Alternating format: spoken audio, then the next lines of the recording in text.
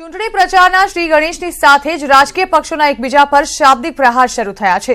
ભાજપ વિપક્ષ પર વાકબાણ ચલાવી રહ્યું છે તો વિપક્ષ પણ પલટવાર કરી જડબાતોડ જવાબ આપી રહ્યું છે। સીએમે કરેલા પ્રહારનો વળતો જવાબ આપતા કોંગ્રેસે કહી દીધું કે તમે પહેલા વડાપ્રધાનને સલાહ આપો।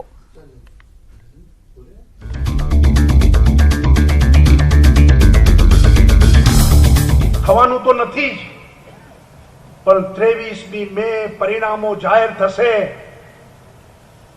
અને જો ભૂલથી કોંગ્રેસ આગળ હશે ને તો પાકિસ્તાનમાં દિવાળીઓ મનાવવાની છે। આ બધા લોકો એની સાથે જોડાયેલા છે અને 23મી મે ભારતની જનતા સ્પષ્ટ બહુમતી સાથે નરેન્દ્રભાઈને બહુમતી આપશે તો પાકિસ્તાનમાં માતમ થવાનું છે।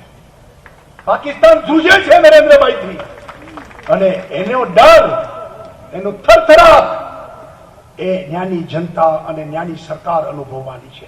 આ વાસ્તવિકતા છે। ગુજરાતની 26 લોકસભા સીટ પર કબજો કરવા ભાજપે વિજય સંકલ્પ રેલીની શરૂઆત કરી। મહેસાણામાં પહેલા જ દિવસે વિજય સંકલ્પ રેલીને સંબોધતા મુખ્યમંત્રી વિજય રૂપાણીએ કોંગ્રેસ પર વાકબાણ ચલાવ્યા। મુખ્યમંત્રીએ કોંગ્રેસ પર આકરા પ્રહાર કરતા કહ્યું કે લોકસભા જીતવા કોંગ્રેસ જે રીતે વાણી વિલાસ કરે છે તે જોતા લાગે છે કે કોંગ્રેસ પાકિસ્તાનની પાર્ટી છે। સાથે જ મુખ્યમંત્રીએ કહ્યું કે જો ભાજપ લોકસભા ચૂંટણી હારશે તો પાકિસ્તાનમાં ફટાકડા ફૂટશે। અત્યારે કોંગ્રેસની પબ્લિસિટી ડિમાન્ડ છે। પાકિસ્તાનની અંદર કોંગ્રેસની ડિમાન્ડ ચાલે છે દોસ્તો। પાકિસ્તાનની અંદર કોંગ્રેસની ડિમાન્ડ એટલા માટે ચાલે, આ એક દિવસ સામ પિત્રોડા એનો પક્ષ લે, બીજે દિવસે બીજા નેતા કોંગ્રેસનો બીજા નેતા પાકિસ્તાનનો પક્ષ લે, ક્યારેક દિગ્વિજય સિંહ પાકિસ્તાનનો પક્ષ લે, ક્યારેક શશી થરૂર પાકિસ્તાનનો પક્ષ લે। પાકિસ્તાનને કોંગ્રેસ પ્રત્યે વધારે પ્રેમ છે। મને એવું લાગે છે કે હિન્દુસ્તાન તો નહીં સ્વીકારે, કદાચ ચૂંટણી પાકિસ્તાનમાં લડે તો એને કંઈક સીટો મળવાની શક્યતાઓ દોસ્તો મને દેખાય છે। સીએમએ ચલાવેલા આકરા વાકબાણ બાદ કોંગ્રેસ પણ એક્શનમાં આવ્યું। કોંગ્રેસ પ્રમુખ અમિત ચાવડાએ પલટવાર કરતા કહ્યું કે વડાપ્રધાન મોદી પાકિસ્તાનને ટ્વીટ કરી શુભેચ્છા માટે લવ લેટર લખે છે, ત્યારે વિજય રૂપાણીએ તેમને સલાહ આપવી જોઈએ। માત્ર નિવેદનબાજી કરવાને બદલે પાકિસ્તાન અને આતંક વિરુદ્ધ નક્કર પગલાં લેવા જોઈએ।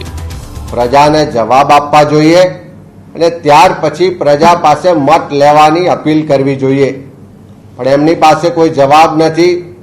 એમની પાસે પોતાના પક્ષના કાર્યક્રમોને લઈને પ્રજા પાસે જઈ શકાય તેમ નથી, એટલે ક્યાંક ને ક્યાંક પાકિસ્તાનના નામે લોકોને ઉશ્કેરવાનો પ્રયત્ન થઈ રહ્યો છે। શબ્દોના પ્રહારની હજુ તો આ શરૂઆત જ છે, પણ જેમ જેમ પ્રચારને વેગ મળશે તેમ તેમ શબ્દોનો આ સંગ્રામ શબ્દ યુદ્ધ સુધી પહોંચી જાય તો નવાઈ નહીં। Bureau report, news 18 Gujarati. તો લોકસભા ચૂંટણીની તારીખો તો જાહેર થઈ ગઈ, પરંતુ સત્તા પક્ષ અને વિપક્ષ બંને ઉમેદવારોના નામને લઈને હજુ પણ અવઢવમાં છે। ઉમેદવારોના નામ પર મંથન હજુ ચાલુ છે। જૂના ચહેરાને રિપીટ કરવા કે નવા ચહેરાને સ્થાન આપવું કે પછી આયાતી ઉમેદવારોને આપેલું વચન પાળવું, બસ આ જ 3 સવાલોમાં બંને પક્ષ અટવાયેલા છે। આ સવાલોના કારણે ભાજપ ગુજરાતમાં 10 ઉમેદવારોના નામને લઈને જ્યારે કે કોંગ્રેસ 22 ઉમેદવારોના નામને લઈને મથામણ કરી રહી છે। તો કેટલીક બેઠકો પર જાતિગત સમીકરણોને લઈને પણ ભાજપ કોંગ્રેસનો પેચ અટવાયો છે। તો ઉમેદવારોના નામને લઈને હંમેશા કોંગ્રેસ પર નિશાન સાધતું ભાજપ ખુદ ઉમેદવારોના નામને લઈને અવઢવમાં છે। 10 સીટ પર ભાજપનું કોકડું ગૂંચવાયું છે। ભાજપના રાષ્ટ્રીય અધ્યક્ષ અમિત શાહે આ 10 બેઠકોનો તાગ મેળવવા મુખ્યમંત્રી રૂપાણી પાસે રિપોર્ટ માંગ્યો।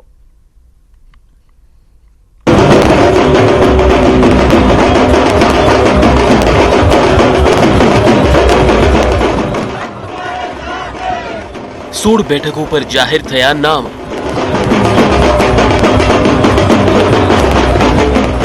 दस बैठक पर गुचवायु भाजपनु कोकड़ू।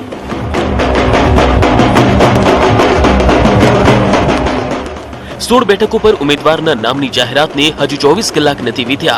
उम्मीदवारों हजू उजवणीमां नथी परवार्या, त्यां बीजी 10 बैठकों पर उम्मीदवारोना नामने लई भाजपनु कोकड़ू गुचवायुं छे। 10 बैठकों पर कार्यकर्ताओथी लईने वर्तमान सांसदों और दावेदारोए आखी रात बैठकों दौर यथावत राख्यो। भाजपे लगभग 16 बैठक पर रिपीट थियरी अपनावी छे, जो कि राजकोट, जामनगर, पोरबंदर, जूनागढ़ और सूरत जेवी महत्वनी बैठकों पर नामने लईने पार्टी अवढवमां छे। बाकीनी 10 सीटोनी जाहेरात करवानी बाकी छे। એમાં સુરતની સીટ પણ એમણે બાકી રાખી છે. સ્ટ્રેટેજિકલી પાર્ટી કેટલાક વિષયોને વિચારતી હોય છે, એ પૈકી બાકી રાખવાના ઘણા બધા કારણો હોય છે. એ પૈકીના કોઈ પણ કારણોસર આ 10 સીટોને બાકી રાખવામાં આવી છે, જેની પણ ટૂંકમાં જાહેરાત થવાની સંભાવના છે. બાકી રહેલી 10 બેઠકો તરફ નજર કરીએ તો બનાસકાંઠામાં હરિભાઈ ચૌધરી પર ભ્રષ્ટાચારનો આરોપ હોવાથી ભાજપ અન્ય મજબૂત ઉમેદવારની શોધમાં છે. તો બીજી બાજુ લીલાધર વાઘેલાએ ખુદ માટે બનાસકાંઠાથી જ્યારે પુત્ર માટે પાટણથી ટિકિટ માંગી છે. જો કે ભાજપ નવા ચહેરાની શોધમાં છે. તો મહેસાણામાં જયશ્રીબેન પટેલ 2 ટર્મથી સાંસદ છે, પરંતુ ઊંઝાના ડખાના કારણે અન્ય કોઈ પાટીદાર નેતાને ભાજપ ચૂંટણી મેદાને ઉતારી શકે છે. વાત કરીએ અમદાવાદ પૂર્વની તો અહીં પરેશ રાવલે ચૂંટણી લડવાનો નનૈયો ભણી દીધો છે. ત્યારે હવે ભાજપ આ બેઠક પર કોંગ્રેસ કયા ઉમેદવારની જાહેરાત કરે છે તેની રાહ જોઈ રહ્યું છે. તો જાતિગત સમીકરણો પણ ધ્યાનમાં લેવાઈ રહ્યા છે. પોરબંદરમાં વિઠ્ઠલ રાદડિયા ચૂંટણી નહીં લડે, પરંતુ રાદડિયાના પુત્ર જયેશ અથવા અન્ય પાટીદારને ભાજપ ટિકિટ આપી શકે છે. જૂનાગઢમાં રાજેશ ચુડાસમાને બદલે અન્ય ઉમેદવારને તક આપી કોડીને બદલે કારડિયાનું ગણિત પણ કામ કરી શકે છે. તો આણંદમાં દિલીપ પટેલના સ્થાને અન્ય ચહેરાની શોધમાં ભાજપ ઓબીસી અથવા રોહિત પટેલને ચૂંટણી મેદાને ઉતારી શકે છે. તો પંચમહાલમાં પ્રભાતસિંહ ચૌહાણ અને CK રાહુલજી વચ્ચે પેચ ફસાયો છે. ભાજપ પ્રભાતસિંહને ટિકિટ આપવી કે કોંગ્રેસમાંથી આવેલા રાહુલજીને આપેલું કમિટમેન્ટ પાડવું તે અંગે અવઢવમાં છે. છોટાઉદેપુરમાં આદિવાસી આંદોલન સમયે નિષ્ફળ રહેલા રામસિંહ રાઠવાના બદલે ભાજપ અન્ય ચહેરાની શોધમાં છે. તો સુરતમાં દર્શનાબેન જરદોશના સ્થાને સૌરાષ્ટ્રના કોઈ ચહેરાને ટિકિટ મળી શકે છે. 28 માર્ચ પહેલા ભાજપ બાકીની 10 બેઠકો માટે ઉમેદવાર જાહેર કરી શકે છે. ત્યારે સૂત્રોનું માનીએ તો ઓછામાં ઓછા 6 સાંસદોના પત્તા કપાઈ શકે છે. Bureau report, news 18 Gujarati. વલસાડની બેઠક પર ડોક્ટર કેસી પટેલનું નામ રિપીટ કરાતા ડોક્ટર કેસી પટેલના ભાઈ ડોક્ટર ડીસી પટેલ નારાજ થયા. આમ રાજકારણમાં ભાઈ જ ભાઈનો વિરોધ કરવા આગળ આવ્યા છે. ઉલ્લેખનીય છે કે કેટલાક કારણોસર ડોક્ટર કેસી પટેલનું નામ રિપીટ થાય તેવી શક્યતા નહિવત હતી. ત્યારે ભાજપને 7 જેટલા અગ્રણીઓએ વલસાડની બેઠક માટે દાવેદારી નોંધાવવા માટે નિરીક્ષકોને રજૂઆત કરી હતી, અને જેમાં ડોક્ટર કેસી પટેલના સગા ભાઈ ડોક્ટર ડીસી પટેલે પણ આ બેઠક માટે રજૂઆત કરી હતી. ડોક્ટર ડીસી પટેલને વિશ્વાસ હતો કે તેમના ભાઈ કેસી પટેલને સ્થાને હવે તેમને ટિકિટ આપવામાં આવશે.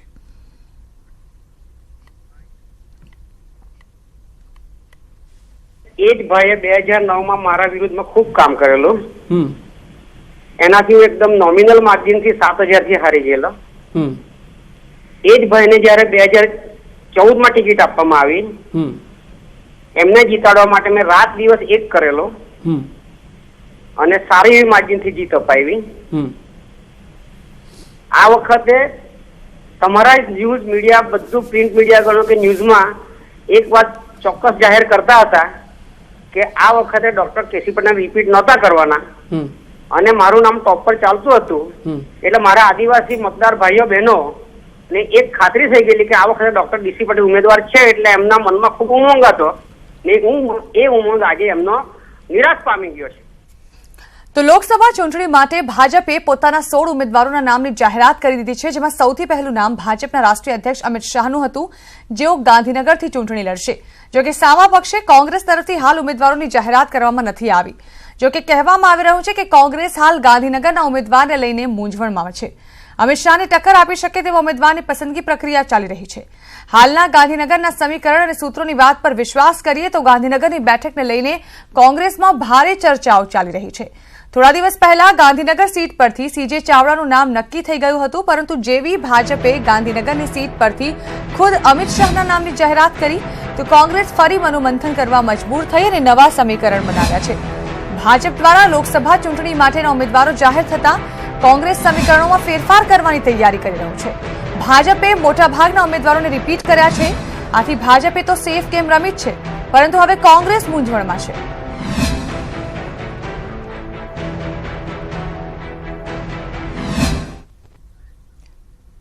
એક સાંધે ત્યાં 13 તૂટે, કોંગ્રેસનો પણ ઘાટ કંઈક આવો જ છે. એક તરફ ઉમેદવારોની યાદીને લઈને કોંગ્રેસ અસમંજસમાં છે, ત્યાં પાટણ બેઠકનો પેચ ગૂંચવાયો છે અને પાટણ બેઠક પર નેતાઓ જગદીશ ઠાકોરને ટિકિટ આપવાની તરફેણમાં છે. નેતાઓની તરફેણ સામે અલ્પેશે વિરોધ નોંધાવ્યો છે. તો સાવલીના પૂર્વ ધારાસભ્ય કુમારસિંહ કોંગ્રેસમાં જોડાતા તેમના કાર્યકર્તાઓ નારાજ થયા અને રાજીનામા ધરી દીધા. સવાલ હવે એ છે કે કોંગ્રેસ આ સ્થિતિમાં કરશે શું?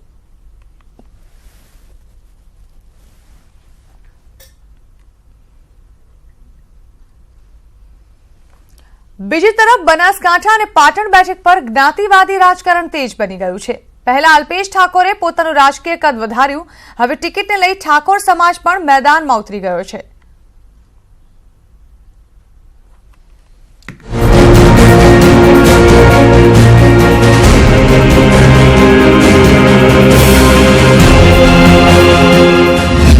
પહેલા અલ્પેશ, હવે સમાજની માંગ. ઠાકોર સમાજને આપો ટિકિટ. અલ્પેશના જોરે જ્ઞાતિવાદનું રાજકારણ. કોંગ્રેસમાં પોતાનો સિક્કો મનાવવા જાણીતા અલ્પેશ ઠાકોર લોકસભામાં જ્ઞાતિવાદી રાજકારણ રમવામાં પણ માહિર થઈ ગયા છે. બનાસકાંઠા પાટણમાં ઠાકોર સમાજના જ ઉમેદવારને ટિકિટ આપવાની માંગણી કરી રહ્યા છે. ડીસામાં ગુજરાત ક્ષત્રિય ઠાકોર સેનાની બેઠક મળી, જેમાં જે પક્ષ ઠાકોર સમાજને ટિકિટ આપશે તેને જ સમર્થન આપવાની વાત કરી છે. સાથે જો ટિકિટ નહીં મળે તો પક્ષને ભોગવવું પડશે તેવી આડકતરી ચીમકી પણ આપી દીધી છે. કે બનાસકાંઠા અને પાટણ જિલ્લાની અંદર ઠાકોર સમાજને ટિકિટની માગણી કરી છે અને ઠાકોર સમાજને ટિકિટ આપે, ઠાકોર સેનાના ઉમેદવાર તરીકે ઠાકોર સેનાના માધ્યમથી આપવામાં આવે અને ઠાકોર સેના જે નક્કી કરે એ ઉમેદવારને ટિકિટ આપવામાં આવે તો અમારી સ્પષ્ટ માગણી છે કે ઠાકોર સેનાના માધ્યમની જે નક્કી કરે એને ટિકિટ આપવામાં આવે, નહીતર પાર્ટીને પરિણામ ભોગવવાનો વારો આવશે. સમાજના હોદ્દેદારોએ આ અંગેનો અંતિમ નિર્ણય અલ્પેશ ઠાકોર કરશે તેવું સ્પષ્ટ જણાવ્યું છે. કોંગ્રેસ પાર્ટી અમારી સાથે ચર્ચા વિચારણા કરે અને અમને સંકલનમાં લીધા સિવાય જો ટિકિટ જાહેર કરશે તો અમે અમારી રણનીતિ અહીંથી બનાવીશું અને અલ્પેશ ઠાકોરને અમારા પ્રદેશ પ્રમુખ છે તેમને પહોંચાડીશું અને એ જે કહેશે તે પ્રમાણે અમે અમારી રણનીતિ આગળની લોકસભા માટે કરશું. બનાસકાંઠા અને પાટણમાં સૌથી વધુ મત ઠાકોર સમાજના છે અને આ બંને બેઠક ઠાકોર સમાજનું સમર્થન જ જીત નિશ્ચિત કરતું હોય છે. ત્યારે જો કોઈ પણ પક્ષ ઠાકોર સમાજની અવગણના કરશે તો ચોક્કસ ચૂંટણીમાં મોટું નુકસાન સહન કરવું પડે તો નવાય નહીં. આનંદ જયસ્વાલ, ન્યૂઝ 18 ગુજરાતી, બનાસકાંઠા.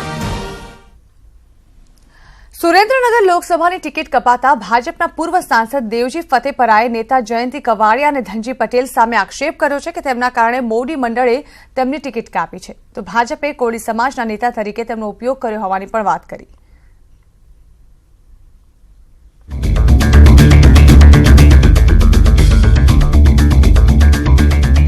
ભાજપના નેતાઓની યાદી જાહેર થઈ, જેમાં સુરેન્દ્રનગર લોકસભાના વર્તમાન સાંસદ દેવજી ફતેપરા સિવાયની 14 લોકસભા બેઠકો પર સાંસદોને રિપીટ કરવામાં આવ્યા હતા. ત્યારે ટિકિટ કપાતા દેવજી ફતેપરા દુઃખી થઈ ગયા અને ભાજપ તેમજ ભાજપના નેતાઓ સામે તેમણે બળાપો કાઢ્યો હતો. દેવજી ફતેપરાએ જયંતિ કવાડિયા અને ધનજી પટેલ પર આરોપ મૂક્યા હતા કે તેમની 80% જેટલી સેન્સ હતી, તેમ છતાંય તેમના નામને કાપવામાં આવ્યા અને ડોક્ટર મુજપરાનું નામ જાહેર કરવામાં આવ્યું હતું. તો ડોક્ટર મુજપરા કહે છે કે દેવજી ફતેપરા તેમના સગા છે અને તે વિરોધ કરી શકે નહીં અને તે ચૂંટણી પ્રચારમાં મદદ કરશે અને નારાજ થશે નહીં. એવું મારું કોઈ કારણ નથી. મારી ટિકિટ કાપવાનું કારણ 80-85% મારી સેન્સ હતી, 95% આઈબી રિપોર્ટ હતા અને 4 જિલ્લાના પ્રમુખ, મહામંત્રી બધાએ મારી સેન્સ આપેલી હતી. એ છતાં ટિકિટ કપાવવામાં મોટામાં મોટો જો હાથ હોય તો જયંતિભાઈ કવાડિયાનો અને ધનજીભાઈ પટેલનો. દેવજીભાઈ અમારા સગા જ છે અને એ કોઈ દિવસ મારાથી નારાજ થાય જ નહીં. એ હંમેશા મને મદદ કરતા રહ્યા છે અને હું હંમેશા એમને મદદ કરતો રહ્યો છું, એટલે આ વાત સાવ ખોટી જ છે. દેવજી ફતેપરાએ ભાજપ પર આરોપ લગાવ્યો હતો કે ભાજપ કોળી સમાજનો રાજકીય ઉપયોગ કરી રહ્યું છે. પહેલા સોમાભાઈ પટેલ અને શામજીભાઈ સાથે અન્યાય થયો અને હવે તેમને ટાર્ગેટ કરવામાં આવી રહ્યા છે.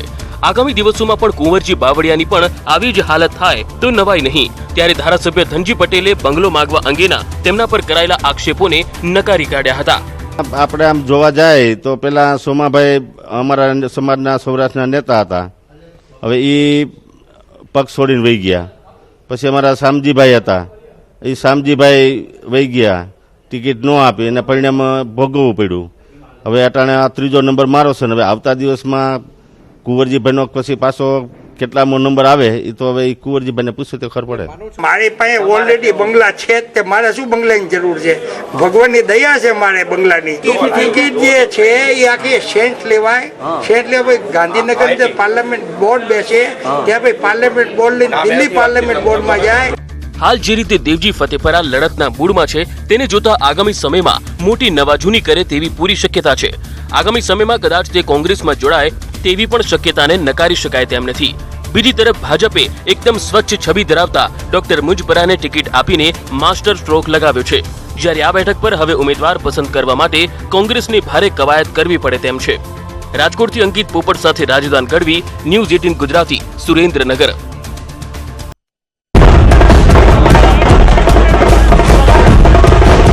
રજાનો દિવસ એટલે રવિવાર, પરંતુ જે ઉમેદવારોનું નામ જાહેર થઈ ગયું છે એવા ઉમેદવારોએ ઉત્સાહ સાથે રવિવાર હોવા છતાં પાર્ટી માટે પ્રચાર શરૂ કરી દીધો છે. તો કાર્યકરો અને સમર્થકો પણ પ્રચાર પ્રસારમાં જોતરાઈ ગયા છે. ત્યારે રાજકોટ લોકસભા બેઠક પર રિપીટ થયેલા મોહન કુંડારિયાએ જીતનો વિશ્વાસ વ્યક્ત કર્યો છે.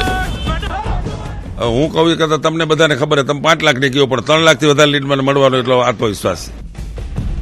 તો આ તરફ સુરતની નવસારી લોકસભા બેઠકના ભાજપના ઉમેદવાર CR પાટીલને જ્યારે પાર્ટીએ ત્રીજી વખત ટિકિટ આપી છે ત્યારે તેમણે પણ નામ જાહેર થતા ડોર ટુ ડોર પ્રચારની શરૂઆત કરી દીધી છે.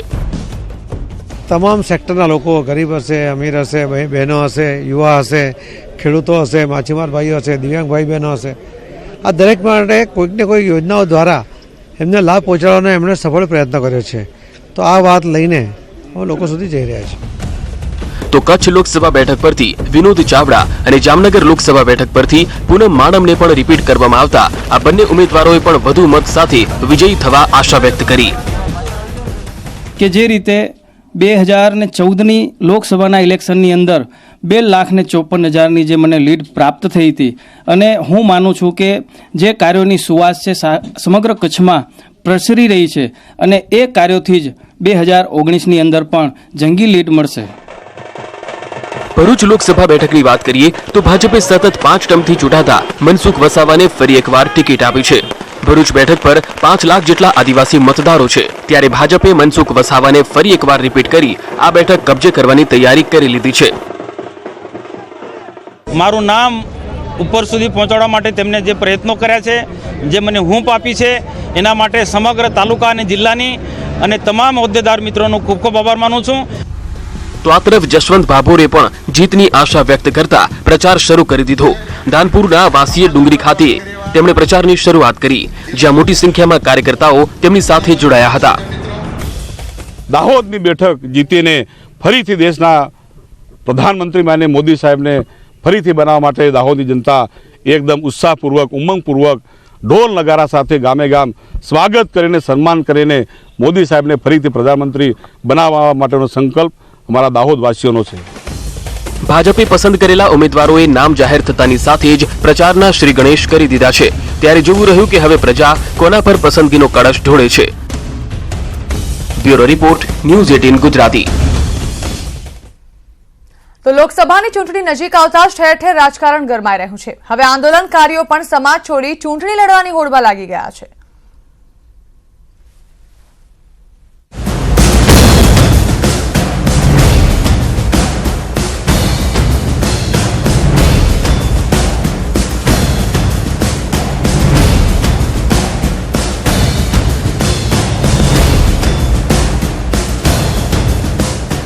આપણે આજે વાત કરી એવા લોકોની કે જેમણે સમાજ માટે લડત ચલાવી, સમાજ માટે લડ્યા, પરંતુ આખરે તેમને સત્તાનો મોહ ભરખી ગયો. પાટીદાર સમાજ માટે લડત આપનારા વરુણ પટેલ, રેશમા પટેલ ભાજપના કેસરિયા તો ધારણ કર્યા, તો પાટીદાર સમાજનો મુખ્ય ચહેરો ગણાતો હાર્દિક પણ હવે કોંગ્રેસનો હાથ પકડી લીધો છે. ત્યારે હવે વધુ એક પાટીદાર નેતા ગીતા પટેલનું નામ સામે આવ્યું છે કે જેમણે કોંગ્રેસ માટે વિધાનસભા ચૂંટણી લડવાની માંગ કરી છે. પાસ કન્વીનર ગીતા પટેલે માંગી વિધાનસભાની ટિકિટ. ધાંગધ્રા હળવદ બેઠક પરથી કોંગ્રેસમાંથી ચૂંટણી લડવા માંગ. ચૂંટણી લડવાની માંગ સાથે પ્રદેશ પ્રમુખ અમિત ચાવડા સાથે કરી મુલાકાત. પરસોત્તમ સાબરિયા ભાજપમાં જોડાતા બેઠક ખાલી. મહત્વની વાત તો એ છે કે હાર્દિક પટેલ કોંગ્રેસમાં જોડાયા બાદ તેણે ગીતા પટેલ માટે કોંગ્રેસ પાસે ટિકિટની માંગ કરી છે. તો સાથે જ એવી ચર્ચાઓ પણ વહેતી થઈ છે કે હાર્દિકે એવું કહ્યું છે કે મારી ગીતા બહેન સાથે કોઈ ડીલ નથી થઈ, પરંતુ હાર્દિકે પેટા ચૂંટણીમાં ગીતા પટેલને ટિકિટ આપવા માટે દબાણ કર્યું હોવાની વાત સામે આવી છે. ગીતામાં ભલે લખ્યું હોય કે કર્મ કિએ જા, ફલ કી આશા મત રખ, પરંતુ આ ગીતા પટેલને ક્યાંક ચૂંટણી લડવા માટે ટિકિટની આશા બંધાઈ છે. ત્યારે હવે જોવાનું એ રહ્યું કે કોંગ્રેસ પક્ષ ગીતા પટેલને ટિકિટ આપે છે કે નહીં. Bureau report, news 18 Gujarati. હોળીના મિની વેકેશનને લઈને નર્મદા સ્ટેચ્યુ પર પ્રવાસીઓનો ધસારો જોવા મળી રહ્યો છે. છેલ્લા 2 દિવસની વાત કરીએ તો 40,000 પ્રવાસીઓ સ્ટેચ્યુની મુલાકાત લઈ ચૂક્યા છે, જેમાં તંત્રને 73 લાખ રૂપિયાની આવક થઈ છે. ઉનાળામાં 35 થી 40 ડિગ્રી તાપમાનમાં પ્રવાસીઓને કોઈ તકલીફ ન પડે તે માટે ખાસ શેર જેવી સુવિધાઓ કરવામાં આવી છે. સ્ટેચ્યુની અંદર સ્પેશિયલિસ્ટ રેસ્ટ માટે એસી પણ મૂકવામાં આવ્યા છે. અમે અહીંયા સ્ટેચ્યુ ઓફ યુનિટી જોવા આવ્યા છે વડોદરાથી. સ્પેશિયલી લીવ લઈને બહુ ટાઈમથી પ્લાન કરતા તો ફાઇનલી આવ્યા છે. આટલી ગરમી છે, 40 ડિગ્રી તાપમાન છે, તો પણ થોડી બી ગરમી અમને નહીં લાગી બિકોઝ એટલું સારી ફેસિલિટી પ્રોવાઈડ કરી છે. અહીંયા એસ્કેલેટર છે, એમાં ડાયરેક્ટ આવી ગયા, અહીંયા અંદર પણ એસી છે, એટલે થોડી બી પ્રોબ્લેમ કંઈ થઈ નહીં અને બહુ જ સારું લાગી રહ્યું છે અહીંયા. બસ કે ગવર્મેન્ટની ફેસિલિટી બહુ જ સરસ છે, એકદમ ક્લીન. પ્લસ તડકા માટે એ લોકોએ એસી હોલ રાખ્યો છે કે વેઇટિંગમાં બી આપણે તડકો ન લાગે.